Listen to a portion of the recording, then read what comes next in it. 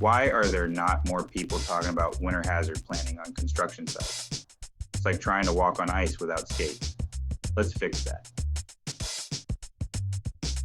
First up, snow removal. Think of it like getting rid of that last slice of fruitcake at a party. Nobody wants it hanging around. Keep pathways clear to prevent slips and trips. Next, let's talk ice. It's great in your soda, but not on your construction site. Use salt or sand to keep those surfaces safe. Regularly inspect equipment for ice buildup to ensure it operates safely. Ensure proper footwear. Sturdy insulated boots can make all the difference. And don't forget to check for icicles.